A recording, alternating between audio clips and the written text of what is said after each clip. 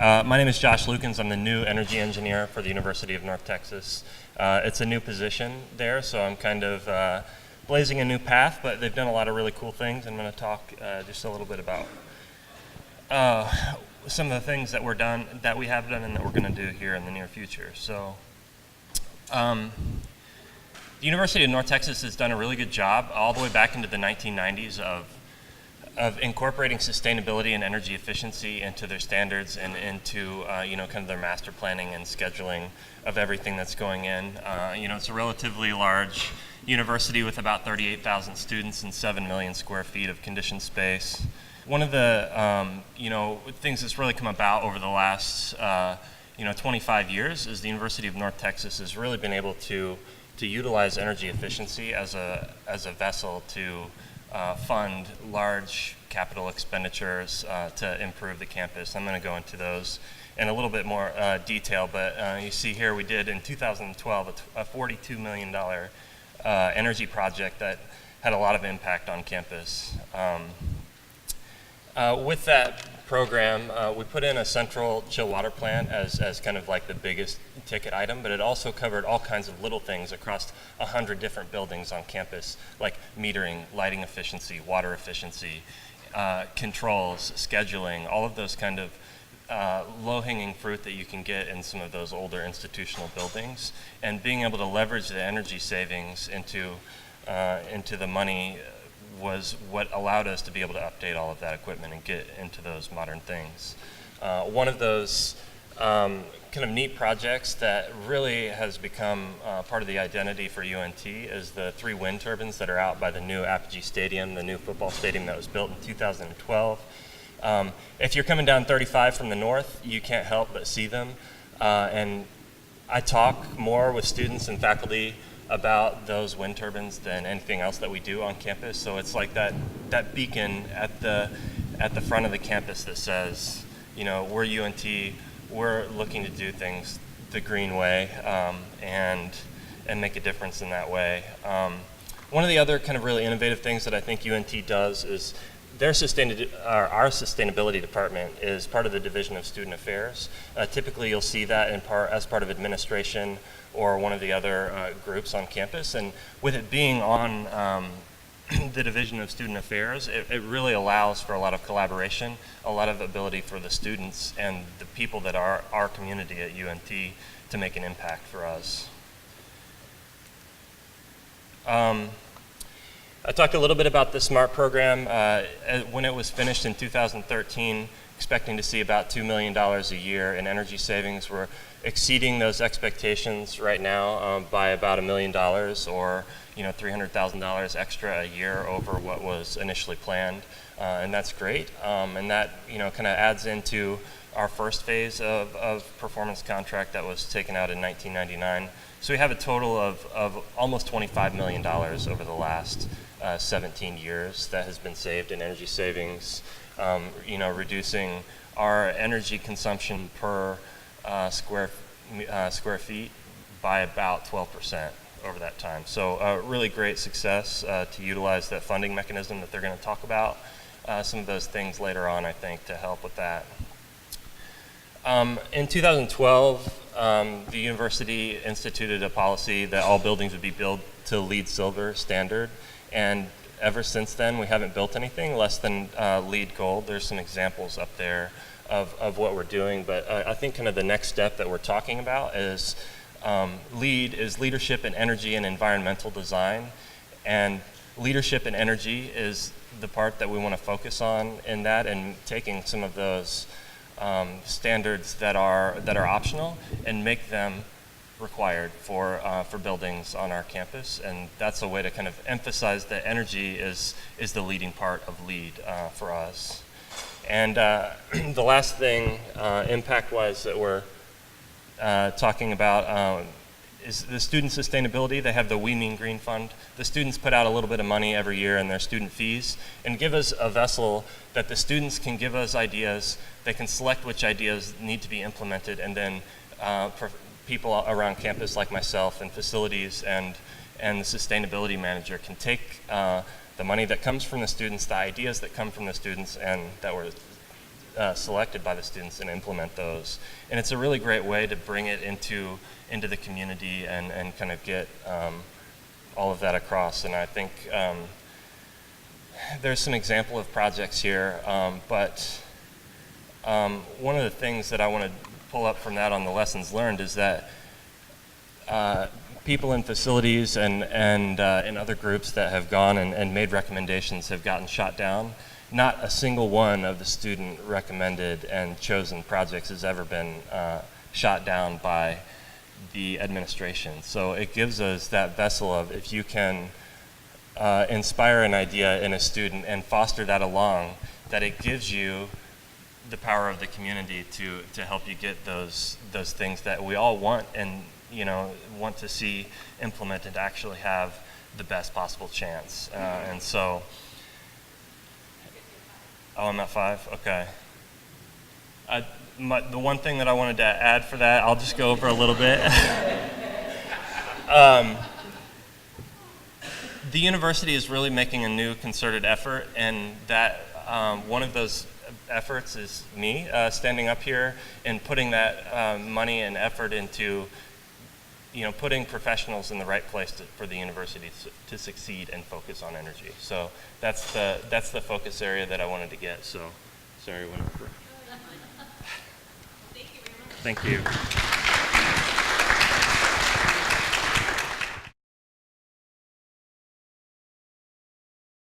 North Lake College. So we're in Irving, hometown heroes, I guess, today.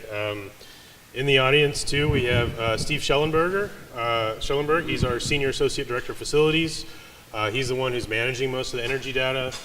And then I work in the President's office, and I'm kind of in charge of connecting what's going on in facilities, what's going on in student affairs, and what's going on on the education side. And so a little bit about me. So I'm a biologist by training. I look at the biosphere, so the interactions of land, air, and water resources, which includes pollution and energy, transportation, all those efforts. I actually co-authored the wind turbine project at UNT about, was that 7 years ago or so? So that's kind of my claim to fame. I'm glad to hear that it's going well, and it's a big part of Denton. I'm also president of the Sustainability Management Association. I'm by far the youngest on our board of directors, but we have partnerships with Schneider Electric, Yale University, Sierra Nevada Brewing Company. There's a lot of industry folks that are in the sustainability world, and we have memberships in 20 states and now 8 countries. I'm also on the board for TRACS, which is our statewide group of colleges and universities that do sustainability. THEA is part of it, UNT is part of it, and just to kind of save the date, we have our TRACS Summit coming up in March in 2017, so if you want to learn more about what colleges and universities are doing in terms of operations, education, and research, I definitely encourage you to come to that. And our first university from Mexico joined TRACS, so University in Monterrey, their sustainability center joined the effort. So a little bit in my 4 minutes that I got left. So what is environmental or sustainability management? Some global trends that I'm seeing in industry in terms of our global network. What's going on in Texas higher education, DCCD, sustainability management, education and workforce. Also did want to recognize Georgianne Moss is in the audience. She's the chair of our DCCD sustainability team, which helps coordinate between the 7 different colleges. And like I said, I'm at Northlake. So what is environmental or sustainability management? So environment is people, plants, animals, and how those resources interact with each other. Sustainability, we talk about conservation for future generations, or the triple bottom line, right? People, planet, profit. And management or control is ongoing process of communication or strategic decision making. And then we look at triple bottom line management, so how to manage our capital, our human, and our natural resources. So some global trends, policy and building certifications. I know the folks up before kind of talked some of this, but there's an energy performance certification of buildings report by the International Energy Agency, and they summarize what all the different certifications are being used globally. City of Austin, as y'all know, had the very first recognized green building program in the entire world, started in 1991. BREEAM, which is a European kind of like LEED. It's actually the world's largest green building certification.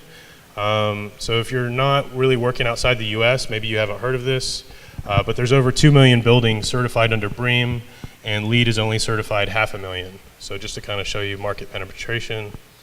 Education and workforce training. UNESCO has the TVET program, which is technical and vocational education and training schools worldwide. So they coordinate with like the US Secretary of Education and all the ministers of education around the world to try to get on the same page of how do we improve technical education and vocational training, and energy and technology is a big part of that. In the US, so at Northlake, Steve's been doing our EPA Energy Star Portfolio Manager, which according to the Advanced Manufacturing Office in the Department of Energy is kind of a baseline. When you want to kind of go up, then you go to the ISO, International Standard Certification for Building and Energy Management. And then the cream of the crop is this new superior energy performance out by the Department of Energy. In Texas higher education, so some of the folks mentioned some of the bills. These are the bills that affect colleges and universities in Texas. So SB 700 requires that all colleges and universities reduce their energy use by 5% every year, and that we use EPA Energy Star Portfolio to report our energy tracking to the state. And then there's some other reports, and I collected some data. So CECO has some public data available of colleges and universities. There's also Second Nature that has other data. Nobody has all the data of the colleges and universities in Texas. It's not public, or I haven't been able to find it yet. But just to kind of show you in terms of what folks are spending. So out of these 17 schools, they're spending $48 million on electricity. That includes a couple schools out of Dallas County, all of Austin Community College District, which is 14 campuses. Stephen F. Austin State University's in there, A&M Health Science Center, and so on and so forth. And then if we're looking at kilowatt hours, those same 17 schools require about 210 megawatts per year, or a billion, almost 2 billion kilowatt hours of energy. So there's a lot of electricity going on, and it's all over the place, and it's really hard to evaluate how much we're actually paying for electricity, because we all orchestrate our own purchasing agreements and things like that. And so that's kind of an effort that's going on in the state of Texas in higher education, is we're trying to all get on the same page in terms of our reporting and how things work. In terms of DCCD, so in 2015, the district sustainability team and the energy team and the facilities council came up with a best practices list. That's talking about lighting controls, irrigation controls, just kind of trying to do an inventory of, okay, here's what you could do and here's how you can do it better. There's currently a sustainability policy draft in progress. And then we also have 4 strategic goals. So conservation of energy and resources, minimizing waste, educating others, so like today, and then engaging the local, regional, and national community on sustainability efforts. So at Northlake, we're not at Northlake yet. So in terms of, so that was all on the operations side. On the education and workforce side, Georgianne Maz has helped put together a sustainability education task force, where we're looking at all our different education programs that are on the academic side. On the technical side, Cedar Valley College has a commercial and residential building performance program. Okay, 5 minutes, give me 30 seconds. Northlake College, we have a commercial and residential construction program. It's governed by an industry advisory board, about 25 different companies. And Eastfield College has a certificate and associate degree in renewable energy. So those are some of the trainings, plumbers and pipe fitters, HVAC, electricians. So a lot of your folks that maybe are working on this stuff are getting certified through our programs. And then and so kind of the biggest new thing on our campus is solar parking lighting. We're the first, I think we just got 37 poles on our campus, modeled after the city of Irving success. And supposedly we're going to be the first pilot campus, and the other 6 colleges are going to start looking at this. And it's big savings. I think they use 25% less energy, or 75% less energy and costs and such. And we're also doing master planning right now, and a big part of our college master plan is a renewable energy plan, and looking at all our strategies out to the year 2030. So if you have any other questions, there's a lot more going on. Look up this if you want to know. Oberlin College Environmental Dashboard. A couple alumni created the company Lucid. If you ever heard of Lucid Design Group, this is based on what Oberlin College taught them how to do. Thank you. Thank you, Brandon.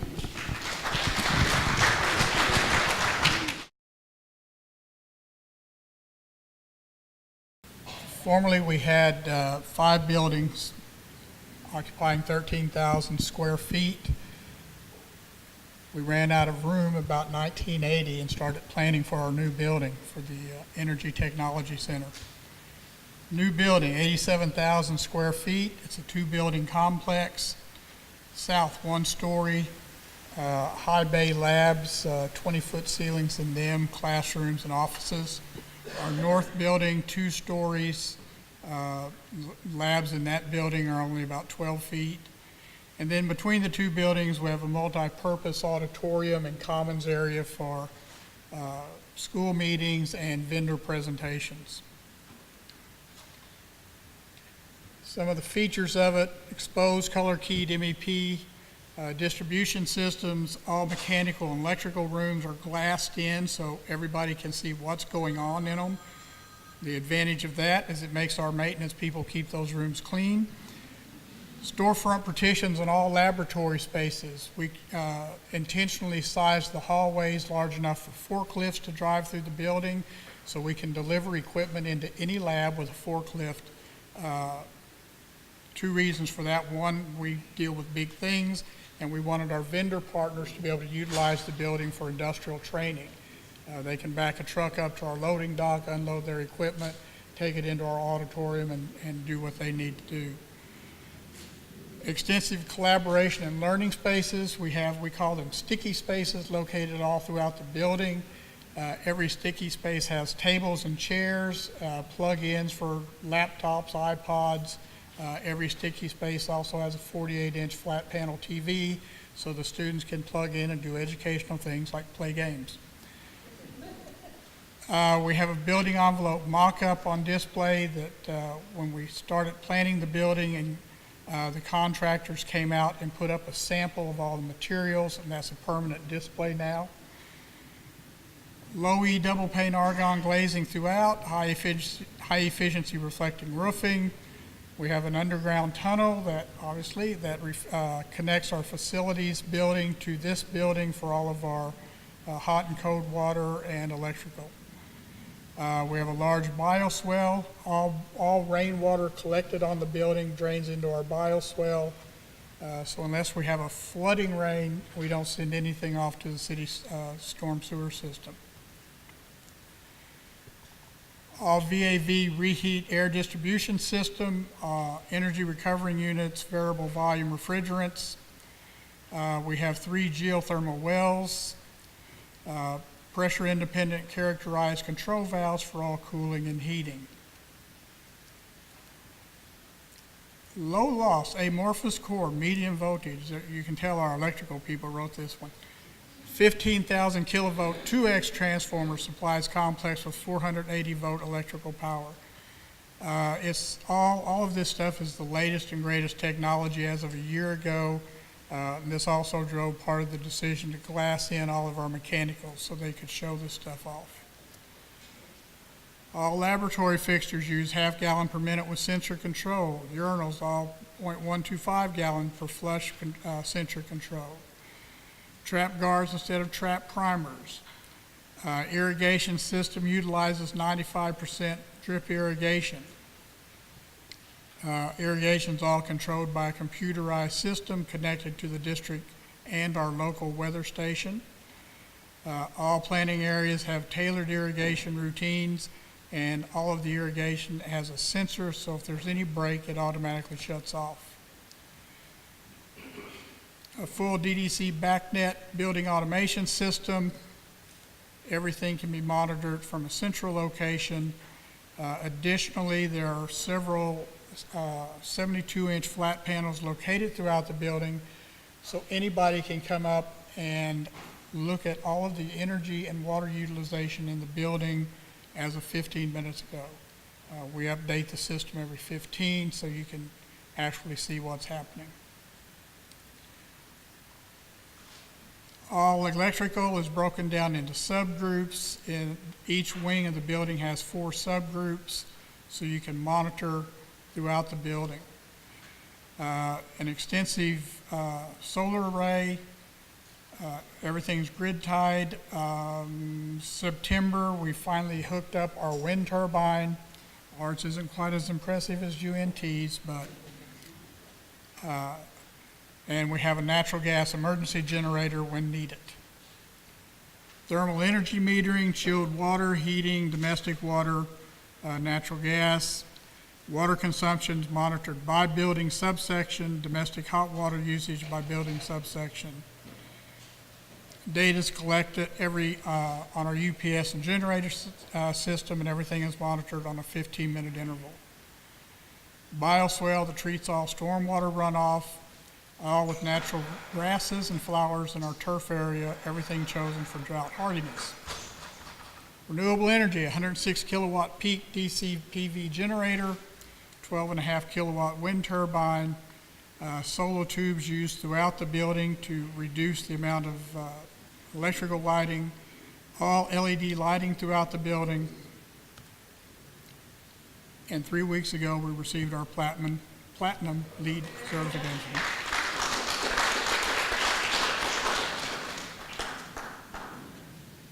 Academic programs. Our HVAC program was strictly a residential program. Now it's a residential commercial refrigeration program. We'll be bringing an ammonia cooling program in next year.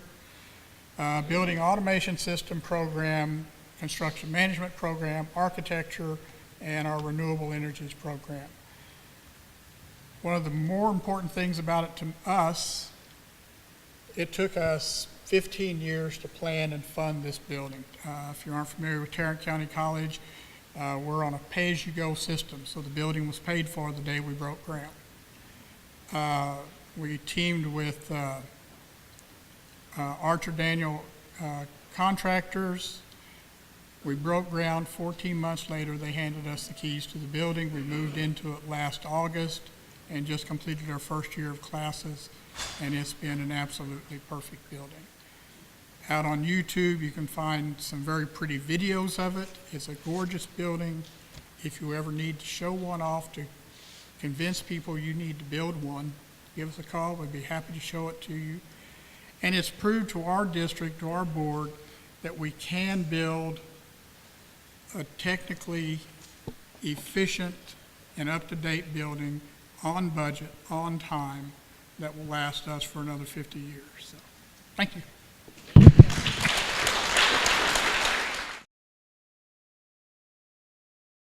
All right, good morning, everybody. I'm extremely excited to kind of share from a different perspective from an ISD. My name is Dwayne Tampkins, and Mr. Kelly Campbell is the gentleman. Raise your hand, please.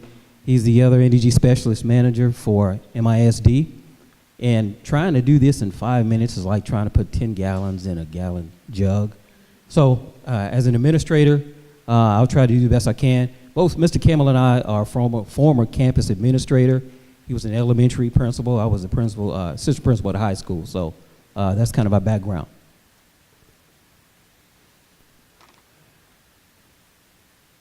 Okay, how we started, very short and sweet.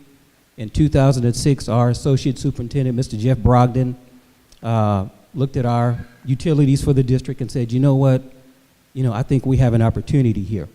So he began the program, but he didn't realize that it was the scope and the breadth was much larger than he anticipated. So what we realized that when we began to do presentations, faculty presentations, we do annual faculty presentations every year to update faculty and staff members on what's going on. I think we thought initially we were spending about $5.5 million per year. It turned out to be $6.5 million per year. So we figured we had an opportunity, okay? And so the goal was to save over $18 million over 10 years, and we must begin with the end in mind. As you can see here, that's what we're talking about, 5.5, but actually began more than that. Okay, who's involved? Everybody, all right? Thanks to our board of trustees, our superintendent, they recognize that, yes, we do have an opportunity, so we began our energy conservation initiative. And as you can see, it's not just that, but we're talking top down. Student nutrition, HVAC, plumbing, irrigation, custodial, everybody's involved. Innovation and energy initiatives. You can see here the gentleman top upper left are putting LED fixtures into our building. We have new construction and renovations occurring as we speak.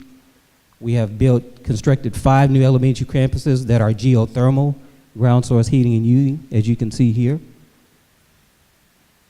Right in the middle, these ladies that are raising their hand, we have a Take the Pledge initiative that we started, that everybody's taking a pledge and they agreed to do their part in energy conservation. So when we're talking about boots on the ground and everyday use of our buildings, we have a commitment from all our faculty and staff members to do their part. Impact and benefits. Year by year, okay, we're averaging about $1.25 to $1.5 million in cost avoidance per year. We began in 2012. We partnered with Synergistic. And since the inception of the program, we have avoided paying over $6 million in cost avoidance. So we say that we're green times 2. Not only are we avoiding paying money, but what about our carbon footprint? So we're doing our part to reduce our carbon footprint as well. We have earned the distinction of winning the Energy Star Partner of the Year 3 years in a row. This past year was in sustainability. We also get our students involved. We conduct annual student presentations, annual PTA presentations. You know, we want to be good stewards with the taxpayers' money. We want them to know that we're being purposeful with the money that we're using whenever we do construction. And I'm going to tell you, when we talk about students, you know, as educators, if you think about it, students are our future. 10, 15, 20 years from now, they're going to be the decision makers in terms of what we do with energy, and that's vitally important. So they need to be an integral part of what we do from day to day. That's why it's so critical, you know, and to see these kids with an aha moment. Over here, we're looking at an LED light bulb versus an incandescent bulb and the power that it takes. You know, we have a hand crank generator, and see these kids trying to crank that hand generator to get that powered up. It's amazing for their eyes to kind of light up and they actually see the impact. So we're actually investing in the future of our district by getting students involved through student presentations. You can see here, I guess you probably can't, that's our board president accepting the award in Washington, D.C. for the Sustained Excellence for Energy Star Partner of the Year award. Here are lessons learned, that changing the behavior takes time. You know, again, beginning year in 2012, and what we're trying to do is grow the program. We're talking about creating a culture of conservation. Okay, if you guys know education, change is constant. Every year, there's a new program, a new mandate that comes down. So in order to make sure that this program sticks and it stays, you know, it takes time. So behavior was one of the challenges that we had to deal with. This is a copy of the pledge that we had the students and faculty members agree and actually sign. This is what I pledged to. I want to be an active role member of our energy conservation program. We also featured in articles from the Dallas Morning News, Arlington Star-Telegram, and the Mansfield Mirror. These students that you see in this, this slide here, they are part of our Watt Watchers group. Okay, another initiative that we have in our district. How many you guys know kids who wouldn't want to be a Power Ranger, right?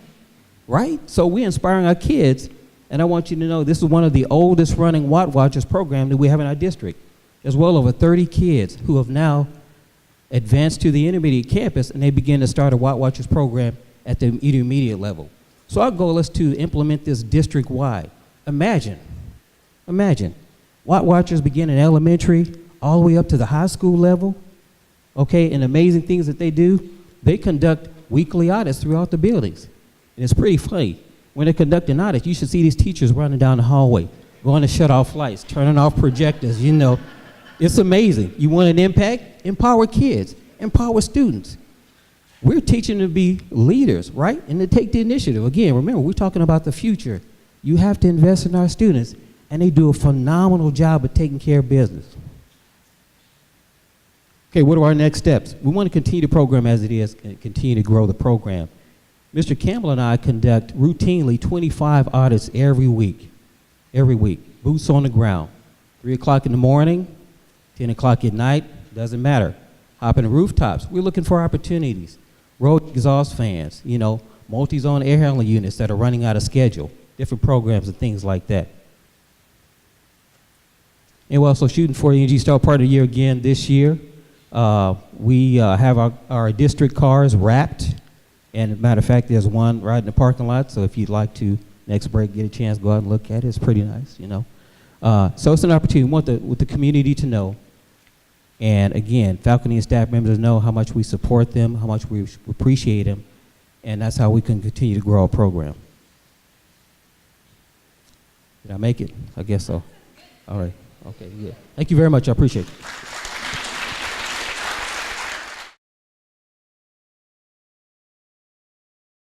Introduce myself. My name is Thea Junt. I'm Associate Director for Energy Conservation and Sustainability, which I translate into Chief Tree Hugger for the University of Texas at Dallas. How many of you have children in college? Ouch. What if I told you none of you are paying for your children to actually go to college? You're paying for your college to pay their utility bill. How do you feel now? Not $1 going to academics. We have a $10 million electric bill or utility bill every year. And that's with energy conservation measures in place. There we go. So this is us. This is our utility costs for the last 25 years, I guess. You'll see some big deals. Why are utility costs going up that much? No, we just happen to be growing. In 1990, I think we had 8,000 students. In 2000, we were up to 19,000 students, and or 12,000 students. I started in 2011, we were at 19,000 students, and in 2016, we have 27,000 students. We have we started building res halls in 2011. We had some on-campus apartments, and we now have 5 res halls. 1 opened. They said, oh crap, we need another one. Another one opened. Another one opened. We have been in a building boom. We have 5,000 residents on campus, and it's a huge impact in our square footage. We opened $175 million worth of construction last year. This year is a short year, right? Only $75 million will open in 2016. Next year will actually be a down year. The year after that, another $108 million building will open. I still anticipate we're going to open a parking garage in 2018, but it's not on the books yet. My point here is we have been adding square footage, square footage, square footage. We are building very efficient new stuff. Guess how many facilities personnel we have added in the last 5 years? 0, winner. We actually have 2 electricians here, and they'll tell you, holy crap, we have 2 million more square foot in the last 5 years, and no additional electricians to change all those light bulbs. So that makes it tough. So what are our motivations? My motivation is to make sure your money is going towards academics. With our 17,000 undergrad and a $10 million utility bill, it means about 1,000 students are paying solely for our utilities. It doesn't feel good. So every kilowatt hour we save is another dollar going to academics and not to keep the lights on. We have to keep the lights on. That's our number one goal. Keep the lights on, keep those classrooms in play. When classrooms are down, we are in trouble. So that's good. So what are some of our aggressive efforts? It is really in that new construction. We are bringing down our cost per square foot for energy use in all of our new construction. It's great. Guess what we left behind? All of our 1974 vintage buildings. We were just talking about it. Still have constant volume air, pneumatic controls. They are magical. They are vintage. We've got lighting conservation conversions going to LED right now. Yay, that saves energy. That saves an electrician from changing light bulbs. I will tell you that is our number one motivation, is to use our guys more wisely out in the field. When we have LEDs in a classroom, we only have to go in once every 5 years and do a full retrofit. We don't have to go in, have the guy go in at 6 a.m. every morning. Are the lights all on in here? Because our students don't want to go into a classroom that's poorly lit. Our faculty do not want to go into rooms that are poorly lit. That really enables us to have good classrooms. Again, most of our aggressive efforts have been on new construction. I just want to say, Brandon talked a little bit about our utility costs. We've been very fortunate to, we partner with about 17 other schools, and we go out for bid for our electricity pricing. It's a big aggregate. I will tell you, it is very much a price-saving exercise. But right now, our base cost is 3.5 cents a kilowatt hour. We had 5-year contract price for that. Our delivered cost right now is about 5.4 cents a kilowatt hour. So when I see my utility costs, part of me just wonders, oh, what if our utility costs doubled? If something happened, utility costs doubled, what does that mean? It now means more like 2,500 students are paying tuition that is just going to the utility bill. So that's one of the things we are working against. Talked a little bit, yes, we are trying to save energy, we are trying to save money. What is next for us? Training our staff, Tarrant County and Dallas Community College districts. Our facilities staff are going to be millennials. We have to do much better training for them so they know how to use new systems. Our BAS users know how to do the programming to save energy. I still want an easy button. A res hall at UT Dallas is in play 8 months a year. It's a pretty expensive building for 8 months a year. For a lot of campuses, we are not 52-week-a-year operations, so we have to spread those costs over a much shorter time frame, which makes them much more expensive. Easy button. I want to be able to say, hey, it's Thanksgiving. We're shut down for 5 days from a student standpoint. Can I push the button and do setback changes or save energy? Right now, no. We did that base programming in 1984. Siemens, where are you? And we haven't done many upgrades to be able to handle that. We need the easy button. I need to be able to program that. That's my wish. Oh, and constant volume air buildings. So that's just a snapshot of what UT Dallas is doing. Again, building boom. It's a lot of fun, but that's how to get in touch with me. Thank you to all our presenters. A 5-minute presentation is extremely challenging, so I know there's got to be some questions out there from this audience.